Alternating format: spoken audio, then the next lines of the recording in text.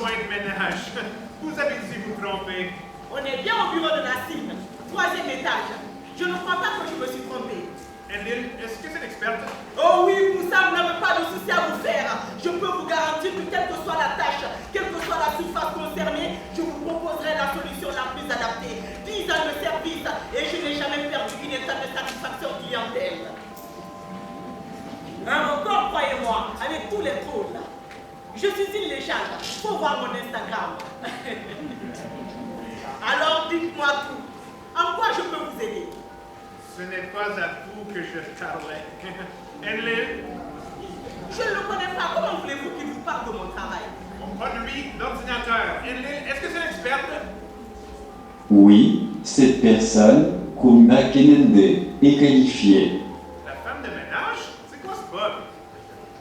C'est quoi son problème? Il est... écoutez, je ne vais pas vous déranger plus longtemps. Une tempête approche, alors si vous n'avez rien à nettoyer, je vais aller me mettre à l'abri au sous-sol. Ah oui! Mettez-moi une bonne note s'il vous plaît.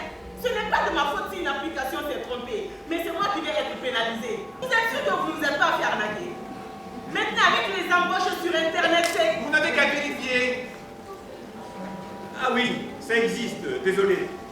Mais vous êtes sûr que c'est protégé contre les tempêtes? Vu de l'extérieur, le bâtiment... Bon, on a mis tout le paquet sur la sécurité. Hein. Il ne restait plus rien pour la façade. Ah bah oui, mais bon... Bon, asseyez-vous! Vous me stressez! Pourquoi il est en colère?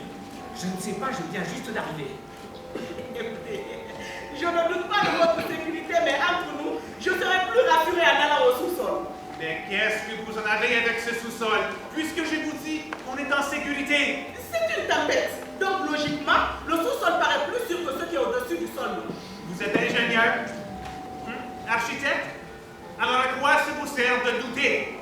Ce linceau mesure la profondeur de l'eau avec ses 2 pieds. C'est qui?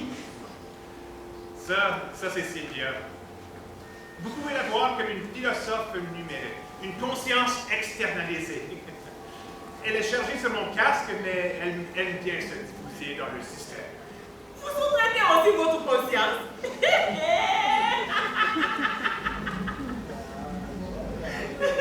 Chez nous, la conscience externalisée, ce sont les esprits et les vieux édentés qui observent le voisinage. Qui pourrait les sous-traiter? Vraiment, qu'est-ce que les Occidentaux ne vont pas encore inventer? Oh, et ne nous mettez pas tous dans le même panier, hein. C'est ici par erreur. C'est juste que comme vous, n'arrive pas à mon avis. S'il ne veut pas ouvrir, vous n'avez qu'à activer le système d'ouverture d'urgence. Elle désactive temporairement le système d'ouverture d'urgence. Ce n'est pas assez que d'avoir de la prudence pour réussir, il faut aussi du bonheur pour réussir. Ah, bien dit.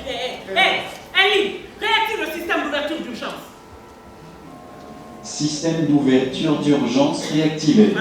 Je te préviens, je te paye pour faire le ménage. Si tu pars avant l'heure, je ne mettrai qu'une étoile. Et j'ajouterai un méchant commentaire. Pourriez-vous au moins nous expliquer la mission de votre comité? Le comité est chargé de mettre en place des solutions pour réduire la pollution provoquée par l'activité numérique mondiale. On stocke aujourd'hui plus de 2000 milliards de téraoctets de données dans des milliers de data centers fonctionnant en permanence avec lesquels communiquent des dizaines de milliards d'objets connectés. Plus de 10% des gaz à effet de serre sont produits par l'activité numérique mondiale. Imaginez les gains qu'on ferait si on arrivait à les réguler. Le but du comité est donc de faire le tri dans les données. Il est grand temps que quelqu'un s'attaque au problème. C'est bizarre que votre comité ne soit pas plus connu. C'est tellement compliqué de réguler ces choses. Ça fait 3 ans qu'on travaille. On a fait des tas de recommandations, mais ça n'a pas tellement porté. Et par désespoir, vous avez décidé de nous prendre en otage.